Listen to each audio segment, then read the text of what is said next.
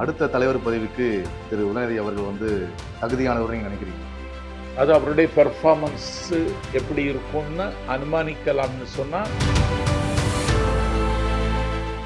உத்தரப்பிரதேசத்தில் ஹத்ராஸ் முதலடி என்கிற ஊரில் போலீஸ் சாமியார் ஒருவர் பேசுகிறார் என்று செய்தி கேள்விப்பட்டு அவருடைய காலடியை மண்ணை தேடி ஒரு கூட்டம் முண்டிடிக்கிறது. 123 பேர் செத்து போனார்கள். 123 பேர் செத்ததற்கு இதுவரைக்கும் எந்த எஃப்ஐஆர்ல அந்த அயோக்கிய சாமியாருக்கு பேரே சேர்க்கலை.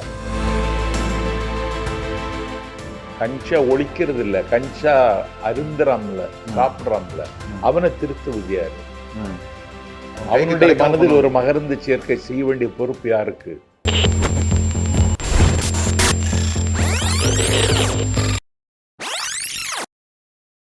முதலில் கேட்ட கேள்விக்கு நீங்க தான் பதில் சொல்லுங்க. என்ன? இன்று தமிழ்நாட்டில் ஏற்படுகிற கஞ்சா மூலம் மது போதையின் மூலம் நடக்கிற தவறுகளை யார் தான் தட்டி கேட்கறது? அதை தட்டி கேட்குவதற்கு புறப்பட்டிருக்க பத்திரிகையாளர் மீது தாக்குதல் நடக்குது. அவர்களுக்கு பாதுகாப்பு இல்லை, பொதுமக்களுக்கு பாதுகாப்பு இல்லை. அரிவாள் வெட்டுங்கிறது ரொம்ப சாதாரணமாக கேக் கட்டிங் மாதிரி ஆயிடுச்சு இன்னைக்கு. அதுக்கெல்லாம் யார் காரணம்? எப்பொழுது தடுப்பாங்க? எந்த பொதுமக்களுக்கு பாதுகாப்பு இல்லை? கடையில் பூந்து வெட்டுறது ரொம்ப சுலபமாக இருக்குது. நேற்று கூட ஒரு கடையில், ஒரு பிரியாணி கடையில் பூந்து சராமாரியாக வெட்டுறாங்க. நடவடிக்கை எடுக்கலையா காவல்துறை? நடவடிக்கை எடுத்துட்டு தான் இருக்காங்க. ஆமாம். ஐயாவும் இரும்பு கரம் கொண்டு செஞ்சுட்டு தான் இருக்காரு. ஆமாம். ஆனால் எதுவுமே நிற்கலையே. நாள்தோறும் நடந்துட்டு தானே இருக்கு. கஞ்சா குடிச்சிட்டு பண்ணுற அராஜகமும் மது போதையில் செய்கிற அராஜகமும் டெய்லி நடந்துட்டு தானே இருக்கு. மற்ற ஆட்சியில் கம்மியாக இருந்தது. அது அது அரசினுடைய வேலை அல்ல. அது கஞ்சா ஒழிக்கிறது வந்து அரசோட வேலை. கேளுங்க, கஞ்சா ஒழிக்கிறது இல்லை, கஞ்சா அருந்துறாம்ல, சாப்பிட்றாம்ல, அவனை திருத்துவது யாரு? அவனுடைய மனதில் ஒரு மகருந்து சேர்க்கை செய்ய வேண்டிய பொறுப்பு யாருக்கு?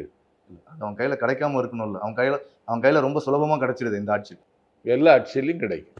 ஆனா அதுக்கான குற்றங்கள் கம்மியா இருந்தது. நீங்க போன ஆட்சியில பார்த்தா கூட இந்த மாதிரியான செய்திகள் மிகவும் குறைவாக இருந்தது, ரொம்ப அரிதாக இருந்தது. ஆனால் இந்த ஆட்சியில் அது தினந்தோறும் ஏதோ ஒரு இடத்தில் இந்த ஒரு விஷயம் நடந்துட்டு தான் இருக்கு. அதுக்கு ஒரு ஊடக வெளிச்சம் கிடைக்குது. நீங்க அதை வசதியா மறந்துடுறீங்க. உத்தரப்பிரதேசத்துல ஹத்ராஸ் முதலடி என்கிற ஊர்ல போலீஸ் சாமியார் ஒருவர் பேசுகிறார் என்று செய்தி கேள்விப்பட்டு லட்சக்கணக்கில் மக்கள் குவிகிறார்கள்.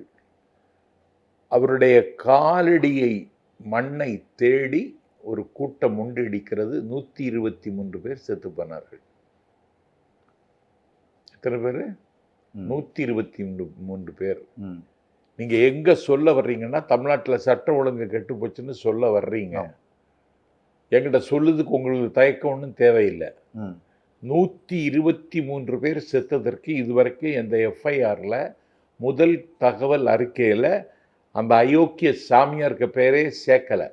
அது விபத்தா இல்லை அது முடிவு பண்ண ஒரு இப்போ இந்த கொலைகள் மாதிரி நடந்த கொலைகள்? நான் கேட்குற ஒரு இடத்துல கூட்டம் செய்யறதுன்னா அதுக்கு காவல்துறை பாதுகாப்பு கொடுக்க வேண்டாமா? அதுக்கான நீங்க சொல்ற மாதிரி அதுக்கான இது எடுத்து தான் ஆயிருக்கும். பட் என்னோட கேள்வி அது இல்லை. இங்கு நடக்கிற குற்றங்களுக்கு நீங்க சொல்லும் பதில் என்ன? அதை தடுப்பீங்களா இல்லை இதே மாதிரி நாள்தோறும் நடந்துட்டு தான் இருக்கு? நாள்தோறும் நடக்கக்கூடாது. நாள்தோறும் நடப்பதற்கான சூழலை இந்த நாட்டில் ஒரு அரசு மட்டும் செய்ய முடியாது. இந்த கஞ்சா வாங்கி அருந்துகிறவன் அவனுக்கு முதல்ல ஒரு மனமாற்றம் வரணும். நாடு முழுக்க இந்த கடமையை செய்வதற்கு எல்லா தரப்பும் முன்வர வேண்டும். அரசியல் கட்சி முன்வரணும், ஆன்மீகம் பேசுகிறவர்கள் முன்வரணும், தொலைக்காட்சி வைத்திருக்கிறவர்கள் முன்வரணும், உங்களை மாதிரி ஊடகங்கள் முன்வரணும். இந்த நாட்டு இளைஞர்களுக்கு நீங்க அந்த வகையில அவனை மடைமாற்றம் செய்வதற்கு எதை செய்யலாம் அப்படின்னு சொல்றதுக்கு நீங்க தான் முன்வரணும். இந்த நாட்டு இதிகாசங்கள் பின்பற்ற வேண்டிய பாத்திரம் தில்லியின் கர்ணனா, கம்பனின் கும்பனான்னு ஒரு பட்டிமன்றம். அந்த பட்டிமன்றத்தில் நான் நடுவராக இருந்து இயக்குகிறேன். 3.5 மணி நேரம் நடந்த பட்டிமன்றத்தில் நான் பேசி முடித்ததற்கு பிறகு உங்கள் வயதை ஒத்த ஒரு 25 தம்பிமார்கள் என் காலில் விழுந்து இனிமேல் குடிக்க மாட்டேன்னு என் தலையில் சத்தியம் செய்தான். மதுவிலக்கு பிரச்சாரம் செய்யப்பட வேண்டும். இது நீங்களும் நானும் மட்டும் முடிவெடுக்கிறது இல்லை, இதுல எல்லாருடைய பங்களிப்பும் தேவை. சரி 6000 மைல்கள் நடந்தான் மாவோ. எங்க? மஞ்சள் நதிக்கரையில் செஞ்சீனாவில். சியாங் சேக்கனுடைய சாம்ராஜ்யத்தை சாய்ப்பது மட்டும் அவனது குறிக்கோள் அல்ல, கஞ்சா போதையில் கவிழ்ந்து கிடந்த செஞ்சீன இளைஞர்களை காப்பாற்றுவது அவனுடைய லட்சியம். அது என்ன ஆயிற்று? பிறகு ஒரு கப்பல் நிறைய அபின் கடல்ல வந்து நிற்கிறது. கலகக்காரர்கள் கேள்விப்பட்டார்கள், கடலில் தாவி குதித்தார்கள், அந்த கப்பலை தீ வைத்து கொளுத்தினார்கள். அந்த யுத்தத்திற்கு பேர் அபினி யுத்தம்னு ஹிஸ்டரியில் இருக்கு. அது மாதிரி ஒரு அபினி யுத்தத்தை நடத்த வேண்டிய நிலைமைக்கு நாட்டு மக்கள் இன்றைக்கு ஆளாகி இருக்கிறார்கள் என்பது என் கருத்து. இல்ல எங்கள் கருத்தும் அதுதான் நீங்க சொன்ன மாதிரி. அதை முன் உதாரணமா ஐயா ஸ்டாலின் அவர்களே செய்யலாமேன்ற. நாளுக்கு நாளும் நீங்க டாஸ்மாக் கடைகள் அதிகரிச்சு தானே இருக்கு, கம்மி ஆகலையே. இன்னைக்கும் மதுவிலக்குன்னு துறைக்கு ஒரு அமைச்சர் இருக்காரு. அவர் எந்த துறையில இருக்காரு? மதுவிலக்குங்கிற துறையில தானே இருக்காரு. மதுவை அதிகரிக்கும் துறையில இல்ல, மதுவை விலக்கும் துறையில தானே இருக்காரு. ஏன் அதை கம்மி பண்ண மாட்டீங்க? ஏன் அதிகமாகிட்டே போகுது? ஒரு நாளும் ஒரு இடத்துல புது புது டாஸ்மார்களும், பக்கத்துல புது புது பார்களும், புது புது பிரச்சனைகளும் உருவாக காரணம் என்ன? நீங்கள் சொல்வது போல மொத்தமாக எரிச்சிட வேண்டியதானே. யார் கேட்கிறா? டாஸ்மார்க் யார் கேட்கிறா? தமிழ்நாட்டில் டாஸ்மார்க் இருக்க வேண்டும் என்று யார் கேட்கிறா? அனிதா இறந்தார்கள் என்று நீட்டுக்கு எதிராக நீங்க போராடுறீங்க, நல்ல விஷயம்.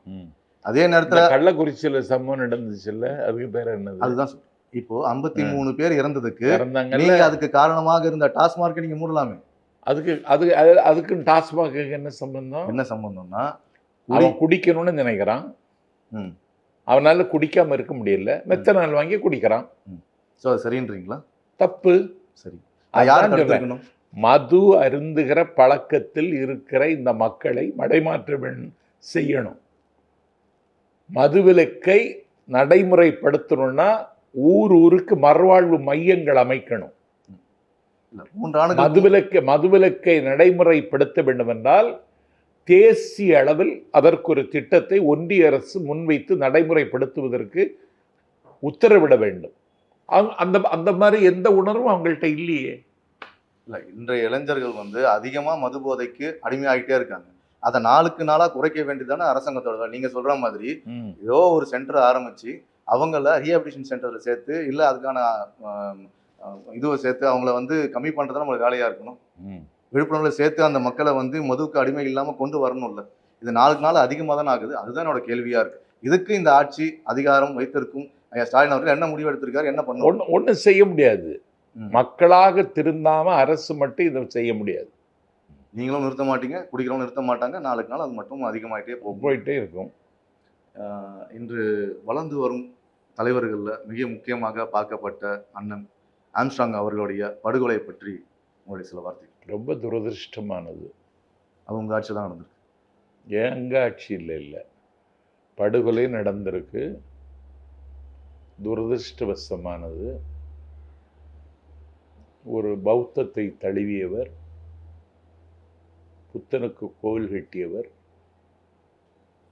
தன்னை நாடி வந்த தம்பிகளுக்கு கல்வி கொடுத்தவர், வழக்கறிஞர் என்கிற உயரத்திற்கு அவரை உட்கார வைத்தவர், ஒரு சமூக பிரஜை உள்ள தம்பி ஆம்ஸ்ட்ராங் கொலை துரதிருஷ்டவசமானது. அந்த கொலையை யார் செய்தாலும் கண்டிக்கத்தகுந்தது. அந்த குற்றவாளிகளை தேடுகிற பணியிலும் அடையாளம் காணுவதிலும் இந்த அரசு, அண்ணன் ஸ்டாலின் அரசு காட்டியிருக்கிற முனைப்பும் தீவிரமும் இனி ஒரு அரசிடம் எதிர்பார்க்க முடியுமா என்றால் எதிர்பார்க்க முடியாது. அந்த அளவுக்கு அந்த பணி இன்றைக்கு நடந்து கொண்டிருக்கிறது. சார், அடுத்த கேள்வி. கேள்விகளால் வளர்ந்தது தான் திமுக. நான் கேள்விப்பட்ட வரைக்கும் ஏன் என்ற கேள்வியை கேட்டு தான் திமுகவே வளர்ந்துருக்கு. இன்னைக்கு உங்களை எதிர்த்து கேள்வியே கேட்க முடியும் சார். கேட்கணும்னு நினச்சா கேட்டவங்க எல்லாருமே ஒன்று சிறையில் இருக்காங்க, இல்லைனா படுகொலை செய்யப்படுறாங்க. யார்? சவுக்கு சங்கர் அவர்கள் இப்போது சிறையில் இருக்காரு. கை உடைப்பட்ட நிலைமையில் இன்னைக்கு அவர் இன்னும் விடுதலை ஆகாமல் சிறையிலே இருக்காரு. ஒரு பத்திரிகையாளர் இந்த ஆட்சியில் மிக மோசமான முறையில் தாக்கப்பட்டிருக்காரு. யார்? நியூஸ் 7 பத்திரிகையாளர் ஒருத்தர். சவுக்கு சங்கர் ஒரு பிழைப்புவாதி, ஒரு திராவிட ஒவ்வாமை, டிராவிடியன் அலர்ஜின்னு சொல்லுவாங்க, அந்த நோய்க்கு ஆளானவர். பேசப்பட வேண்டிய பிரச்சனைகள் நிறைய இருக்கு. சவுக்கு சங்கருக்கு ஒரு சமூக பிரச்சனை இருக்குமானா நீங்க சொன்னீங்களே மது, இதை அவர் பேசலாம். சவுக்கு சங்கருக்கு இந்த சமூகத்தை பற்றி அக்கறை இருக்குமானா நீங்க சொன்னீங்களே வன்முறை, வன்முறை என்பது இருபக்கமும் கூறான ஆயுதம், அதிலிருந்து விலகி வாருங்கள்னு பேசலாம். சவுக்கு சங்கர் திராவிட முன்னேற்றக் கழகத்தை திட்டமிட்டு கொச்சைப்படுத்துவதற்கும் சிறுமைப்படுத்துவதற்கும் யாரோ ஒருவருடைய கருவியாக அவர் இயங்குகிறார். அவர் யார் என்பதை நீங்களே கண்டுபிடிச்சுக்கிடுங்க. அதனால ஒரு கேள்வி கேட்கிறேன் என்கிற பெயரால் இந்த நாட்டில் இருக்கின்ற அமைதியான தட்பவெப்பத்தை சீர்குலைக்கிற ஒரு ஆபத்தான பேர்வழி சவுக்கு சங்கர். அவரை இன்றைக்கு அரசு வழக்கு போட்டு கைது செய்து கராக்கிரகத்தில் அடைத்திருக்கிறது. இதுல கேள்வி கேட்கக்கூடியவனை இந்த நாட்டில் கைது செய்து சிறையில் வைக்க வேண்டும் என்கிற எண்ணம் அண்ணன் ஸ்டாலினுக்கு இருப்பதாக நான் கருதவில்லை. சார், இப்போ திமுகவின் அடுத்த தலைமை பதவிக்கு ஐயா ஸ்டாலின் அவர்களுக்கு அடுத்து யார் வருவார்னு நீங்க நினைக்கிறீங்க? அதற்கான தேவை வரலையே. இப்போ துணை முதல்வர் உதயநிதி அவர்களை பற்றியான பேர்கள் அடிபட்டு இருக்கு, பேர் வந்துகிட்டு இருக்கு. நீங்க தயாராட்டீங்களா ஒரு பேரை உச்சரிக்கிறதுக்கு? அண்ணன் ஸ்டாலின், அண்ணன் உதயநிதி அவர்கள் வாழ்க என்று. நான் அப்படியெல்லாம் சொல்ல மாட்டேன். என்கிட்ட ஹீரோ ஒர்ஷிப்பே கிடையாது. நீங்க என்ன தெரிஞ்சிருந்தா இந்த கேள்வி என்கிட்ட கேட்டிருக்க மாட்டீங்க. கேட்டிங்களா? என்கிட்ட ஹீரோ ஒர்ஷிப் கிடையாது. நான் ஒன்றும் பச்சை குத்தாதவன். நான் இந்த தலைவர்களுக்கு படத்தை வைத்து கணையாளி அணிவிக்காதவன். இந்த பாக்கெட்டில் அட்டையை வச்சுட்டு ஊரை ஏமாத்தாதவன் நான். எனக்கு அதெல்லாம் நோக்கம் கிடையாது. எனக்கு திராவிட இயக்கம் உயிர்ப்போடும் உணர்வோடும் இருக்க வேண்டும். அதற்கு யார் பயன்படுகிறார்களோ அவர்களை ஆதரித்து பேசுவதை தவிர வாழ்க்கையிலே எனக்கு வேறு நோக்கம் இல்லை. சரி, இந்த கேள்வி இப்படி வச்சுக்கலாம். அடுத்த தலைவர் பதவிக்கு திரு உதயநிதி அவர்கள் தகுதியானவர் நீங்க நினைக்கிறீங்களா? அது அவருடைய பெர்ஃபார்மன்ஸு எப்படி இருக்கும்னு அனுமானிக்கலாம்னு சொன்னால் இன்னைக்கு அதற்கு தகுதியை அவர் வளர்த்து கொண்டிருக்கிறார். ஏன்னா நீங்கள் முரசொலி இதழ் படிப்பவராக இருந்தால் அதனுடைய கடைசி பக்கத்தை படிங்க. படித்தா ஒரு திராவிட இயக்க வரலாறு குறித்து ஒரு வகுப்படுத்தது மாதிரி அந்த கடைசி பக்கம் இருக்கு. இதுவரைக்கும் முரசொலியில் நான் காணாத மாற்றம் அது. இனி ஒன்று, இந்த நாட்டில் சர்பிடி தியாகராயர்னா யாருக்கும் தெரியாது இன்னைக்கு இருக்கிற தலைமுறைக்கு. ஏடி பன்னீர்செல்வம்னா யாருக்கும் தெரியாது. நடேச முதலியார்னா யாருக்கும் தெரியாது. இவங்க தான் திராவிடியன் மூமெண்ட்டுக்கு வித்தாக இருந்தவர்கள், விதையாக விழுந்தவர்கள். இன்னைக்கு இருக்கிற தலைமுறைக்கு தெரியாது. 1938 அன்னை தமிழை காக்க ஆதிக்க இந்தியை வீழ்த்துவதற்கு இந்த நாட்டில் இறந்து போனான் தாளமுத்து நடராஜன். இன்னைக்கு இருக்கிற தலைமுறைக்கு தெரியாது. கள்ளக்குடி என்கிற பெயரை வைப்பதற்கு தண்டவாளத்தில் தலை வைத்து படுத்து கிடந்தார் கலைஞர்னு சொல்லுவதை கொச்சப்படுத்துவாங்க. ஆனால் அந்த வரலாற்று பின்னணியில தமிழ்நாட்டில் என்ன நடந்ததுன்னு யாருக்கும் தெரியாது. அதனால திராவிட இயக்கம் என்பது மனிதனை மனிதனாக்குவதற்கு, இருட்டில் இருக்கிற சமூகத்தை வெளிச்சத்திற்கு கொண்டு வருவதற்கு, அறியாமையில் இருப்பவனுக்கு அறிவு புகட்டுவதற்கு, பத்தாம்பசிலித்தனத்தில் பழமையில் மூழ்கி போயிருக்கிறவனை புதுமையின் வீதியில் கொண்டு செல்வதற்கு தொடங்கப்பட்ட இயக்கம் இந்த இயக்கம். இந்த இயக்கத்தினுடைய வரலாறு இங்கு இருக்கிற திமுகவில் இருக்கிறவர்களுக்கே தெரியாது. அதனால திமுகவில் இருக்கிற உங்கள் வயதை ஒத்த இளைஞர்களுக்கு அதை சொல்லிக் கொடுக்க வேண்டும் என்று 250 பாசறை கூட்டங்களை நடத்தியவன் பெயர் உதயநிதி. இளைஞர் நலன் விளையாட்டுத்துறை அமைச்சர் என்கிற பொறுப்பை ஏற்றுக்கொண்டதற்கு பிறகு விளையாட்டுத்துறையில் தமிழ்நாடு முதலிடத்தில் இருக்கிறது என்கிற உயரத்திற்கு அதை கொண்டு சென்றவன் பேர் உதயநிதி. நடந்து முடிந்த நாடாளுமன்ற தேர்தலில், விக்கிரவாண்டி இடைத்தேர்தலில், சட்டமன்ற தேர்தலில் மாநில அளவில் சுற்றுப்பயணம் மேற்கொண்டு அந்த வெற்றிக்கு ஒரு வகையில் வியர்வை பாசனம் செய்தவர் உதயநிதி. மக்களினுடைய மொழியில் பேசுகிறார், மக்களை ஈர்க்கிறார், அவருக்கு தலைமை தாங்குவதற்கு தகுதி இருக்கிறது என்பதை நான் ஒப்புக்கொள்கிறேன். இப்போ நீட்டை பற்றியான இப்பொழுது உங்களோட கருத்து என்னவா இருக்கு? மாறி இருக்கா இல்லை அப்படியே தான் இருக்கா? உங்களால் நீட்டுக்கு விலக்கு வாங்கிட முடியும்னு நம்பிக்கை இருக்கா? தமிழ்நாடு மட்டும்தான் நீட்டுக்காக பேசியது. இன்னைக்கு மராட்டியம் பேசுகிறது, இன்றைக்கு ராஜஸ்தான் பேசுகிறது, இன்றைக்கு கல்கத்தா பேசுகிறது. நீட்டு தேவையில்லை, இது பெரிய முறைகேடு, இது இந்த நாட்டில் கோச்சிங் சென்டர் நடத்தக்கூடிய கார்ப்பரேட்டுகளுக்கு கதவு திறந்து வைக்கிற அயோக்கியத்தனம், முயிட்டை இழுத்து மூடுங்கள் என்கிற குரல் இன்றைக்கு தமிழ்நாட்டில் தொடங்கிய குரல் இந்தியாவினுடைய 8 திசையிலும் 16 கோணத்திலும் மட்டுமல்ல உச்ச நீதிமன்றத்திலும் இன்றைக்கு எதிரொலித்திருக்கிறது என்றால் இது தமிழ்நாட்டுக்கு கிடைத்த வெற்றி, திமுகவுக்கு கிடைத்த வெற்றி. நீட்டு முடிவுக்கு வரும், இன்று இல்லாவிட்டால் நாளை. 2026க்கு அப்புறம் அதை எதிர்பார்க்கலான்னு சொல்றீங்க? 2026 இல்லை, இப்போதே வருவதற்கு வாய்ப்பு இருக்கு. இல்லை, உங்கள்கிட்ட ஒரு ரகசியம் இருக்கு அப்படின்னு உதயநிதி அவர்கள் பேசி தான் இந்த ஆட்சிக்கு முக்கிய காரணமாக இருந்தது. நீட்டும் ஒரு காரணம் நீங்கள் வருவதற்கு. ஆனால் 3 ஆண்டு காலமாக அந்த ரகசியத்தை நீங்கள் அப்படியே பத்திரமா வச்சிருக்கீங்க.